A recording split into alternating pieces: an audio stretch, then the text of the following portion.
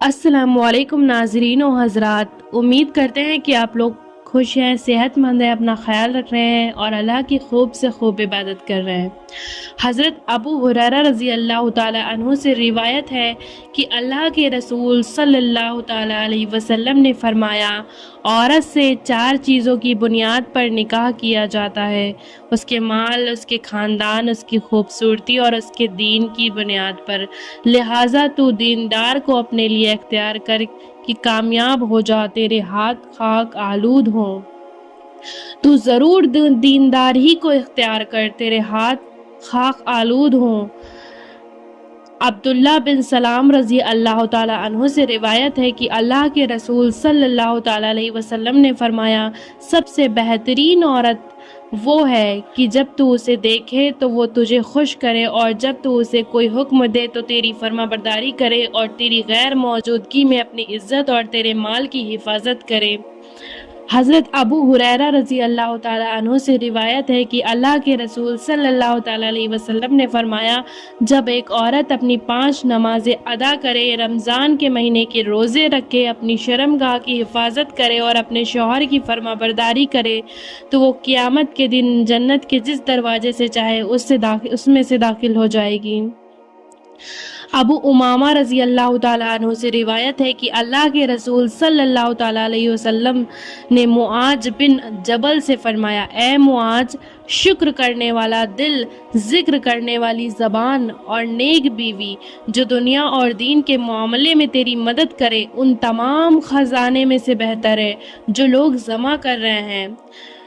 حضرت عبداللہ بن عوف رضی اللہ تعالیٰ عنہ سے روایت ہے کہ فرماتے ہیں، جب معاذ رضی اللہ تعالیٰ عنہ ملک شام سے لوٹے تو آتے ہی نبی صلی اللہ تعالیٰ علیہ وسلم کے آگے سجدے میں گر گئے۔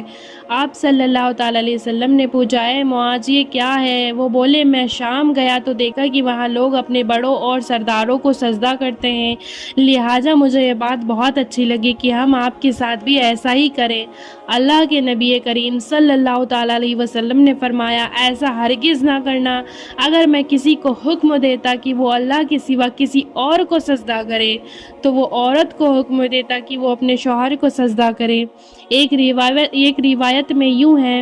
کہ کسی بشر کے لیے یہ صحیح نہیں کہ وہ کسی بشر کو سجدہ کرے۔ اگر یہ بات درست ہوتی کہ ایک بشر دوسرے بشر کو سجدہ کرے تو میں عورت کو حکم دیتا کہ وہ اپنے اوپر اپنے شوہر کے حق کی عظمت کے سبب اسے سجدہ کرے۔ معلوم ہوا کہ بیوی کے لیے شوہر کا مقام بہت ہی اونچا ہے، باوجود اس کے شوہر کو سجدہ کرنا جائز نہیں، کیونکہ سجدہ خالص اللہ سبحانہ وتعالیٰ کے لیے ہے۔ ابن عباس رضی اللہ تعالیٰ عنہ سے روایت ہے کہ اللہ کے رسول صلی اللہ علیہ وسلم نے فرمایا، مجھے جہنم دکھائی گئی تو میں نے دیکھا کہ اس میں اکثریت عورتوں کی ہے،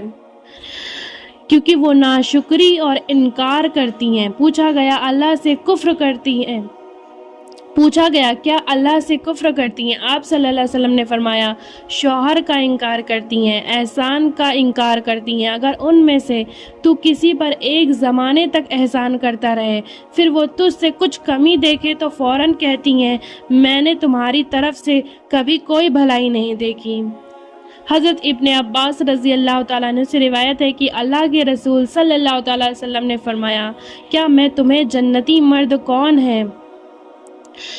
نہ بتا دوں؟ لوگوں نے عرض کیا، ضرور اے اللہ کے رسول۔ آپ صلی اللہ علیہ وسلم نے فرمایا، نبی جنتی ہے، صدیق جنتی ہے، شہید جنتی ہے، بچپن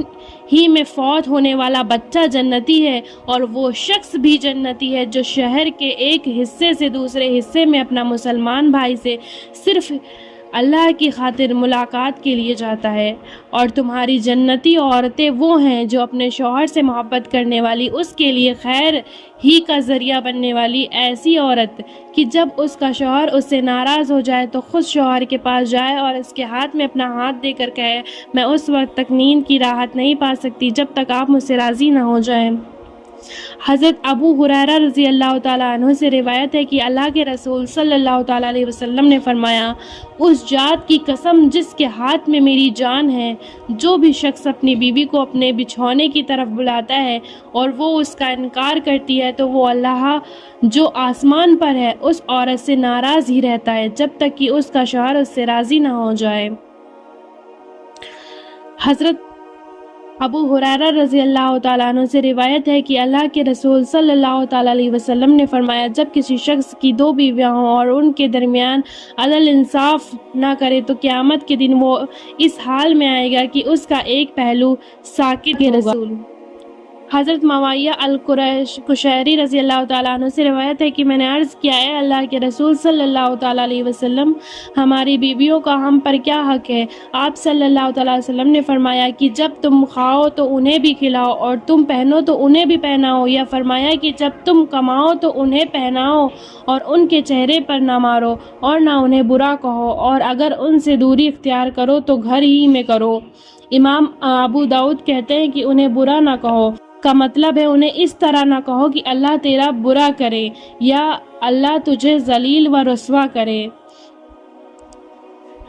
حضرت ابو ہریرہ رضی اللہ تعالیٰ عنہ سے روایت ہے کہ اللہ کے رسول صلی اللہ تعالیٰ علیہ وسلم نے فرمایا، کوئی مومن مرد کسی مومن عورت سے نفرت نہ رکھے، اگر اس میں کوئی صفت اسے ناپسند ہو تو اس میں بھی کوئی ایسی صفت بھی ضرور ہوگی جو اسے پسند آ جائے گی۔ حضرت ابو ہریرہ رضی اللہ تعالیٰ عنہ سے روایت ہے کہ اللہ کے رسول صلی اللہ تعالیٰ علیہ وسلم نے فرمایا، ایمان والوں میں سب سے کامل ایمان والے وہ ہیں جو اخلاق میں زیادہ اچھے ہوں، اور تم میں سب سے اچھا انسان وہ ہے جو اپنی بیوی سے اچھا سلوک کرتا ہو۔ حضرت ابو ہریرہ رضی اللہ تعالیٰ عنہ سے روایت ہے کہ اللہ کے رسول صلی اللہ تعالیٰ علیہ وسلم نے فرمایا، عورت پسلی کی طرح ہے، اگر تو اسے سیدھا کرنے کی کوشش کرے گا تو اس کو توڑ دے گا، اور اگر تو اس سے فائدہ حاصل کرنا چاہے گا تو اس کے ٹیڑھے پن کے باوجود بھی فائدہ حاصل کر سکتا ہے۔ اور مسلم کے الفاظ یوں ہیں، اور اگر تو اسے پوری طرح سیدھا کرنے کی کوشش کرے گا تو اسے توڑ دے گا، اور اس کا توڑنا طلاق ہے۔ اور ایک روایت میں یوں ہے، عورت سے اچھا سلوک کرو اس لیے کہ عورت پسلی سے پیدا کی گئی ہے، اور پسلی کا ٹیڑھا پن سب سے زیادہ اس کے اوپری حصے میں ہوتا ہے۔ اب اگر تو اسے بالکل سیدھا کرنے کی کوشش کرے گا تو اسے توڑ دے گا، اور اگر تو اسے اس کے حال پر رہنے دے تو وہ ٹیڑھا ہی رہے گا، لہٰذا عورتوں سے بھلائی کا سلوک کرتے رہو۔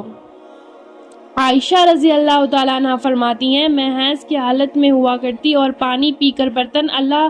کہ نبی صلی اللہ تعالیٰ علیہ وسلم کو دے دیا کرتی، آپ وہی سے منہ لگا کر پیتے جہاں سے میں نے پیا تھا، اور حیض کی حالت میں بھی ہڈی چوس کر آپ کو دے دیتی، پھر آپ اسی جگہ منہ لگا کر کھاتے جہاں سے میں نے کھایا تھا۔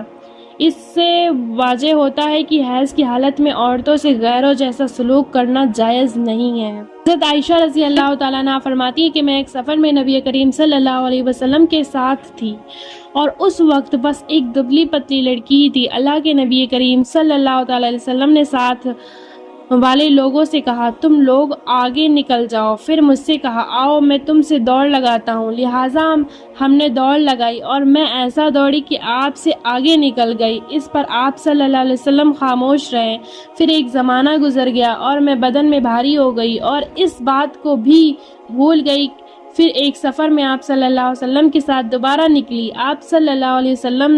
نے لوگوں سے کہا، تم لوگ آگے نکل جاؤ۔ وہ سب آگے روانہ ہو گئے۔ پھر آپ نے مجھ سے کہا، آؤ دوڑ لگائیں۔ اس پر میں آپ کے ساتھ دوڑی، لیکن اس مرتبہ آپ صلی اللہ علیہ وسلم مجھ سے آگے نکل گئے، اور آپ صلی اللہ علیہ وسلم خوب ہنسے اور کہا، یہ اس مرتبہ کے بدلے ہیں۔ آج کا بیان یہیں تک کہ امید کرتے ہیں کہ آپ لوگوں کو اس بیان سے بہت کچھ سیکھنے کو ملا ہوگا، کیونکہ بہت مشکل ہی ہے کہ آج کے دور میں ایسی عورتیں مل جائیں، کیونکہ عورتوں کو کتنا بھی کیوں نہ ہو ان کی زبان پہ ناشکری ہی رہتی ہے۔ لیکن پلیز اللہ کے لیے ایسا نہ کیا کریں۔ ناشکری کر کے آپ اپنی ذات پر ظلم کر رہی ہیں اور اپنے لیے جہنم تیار کر رہی ہیں۔